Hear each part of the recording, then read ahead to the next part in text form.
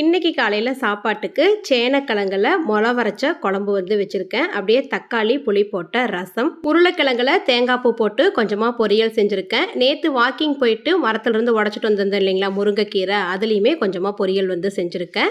முருங்கைக்கீரை நைட்டே பறிச்சு வைக்க கூடாதுன்னு நிறைய பேர் சொல்லியிருந்தீங்க. மரத்துல இருந்து ஒடிச்சாந்து வச்சுட்டேன். காலையில தான் கிளீன் பண்ணி பொரியல் செஞ்சோம். காலையில சமையல் வேலையெல்லாம் முடிச்சுட்டு பேக்கிங் வேலைக்கு வந்தாச்சு. பிள்ளைங்கெல்லாம் டைல் ஸ்கின்னர் பேக் பண்ணிக்கிட்டு இருக்காங்க. அரப்பு சுத்தமாக காலி ஆயிடுச்சு. அது நான் பேக் பண்ணிக்கிட்டு இருக்கேன். வெயில் காலம் அப்படிங்கிறதால இப்போ ஃபாஸ்ட் மூவிங்காக அரப்பு தான் நிறைய பேர் வாங்கிட்டு இருக்காங்க. நம்ம வீட்டுக்கு வர குட்டி பையனுக்கும் சுகஸ்திக்கும் அரப்பு தேய்ச்சி விடலான்னு தேய்ச்சிக்கிட்டு இருக்கேன். நம்ம அரப்பு இப்படி பவுடராக தான் வரும். அதில் கொஞ்சமாக தண்ணி மிக்ஸ் பண்ணி தலைக்கு, மூஞ்சி, கை, கால் எல்லாத்துக்குமே தேய்ச்சி ஒரு 1/4 மணி நேரம் போல் விட்டுட்டு குளிச்சோம்னா பாடியில் இருக்கிற அந்த ஹீட்டெல்லாம் நல்லாவே குறையும். உடம்பும் நல்ல குளிர்ச்சியாக இருக்கும். வேணும்னா இந்த ஸ்க்ரீனில் தெரிகிற வாட்ஸ்அப் நம்பருக்கு வாட்ஸ்அப்பில் மெசேஜ் பண்ணுங்கள். ப்ரைஸ் டீட்டெயில்ஸ் கீழே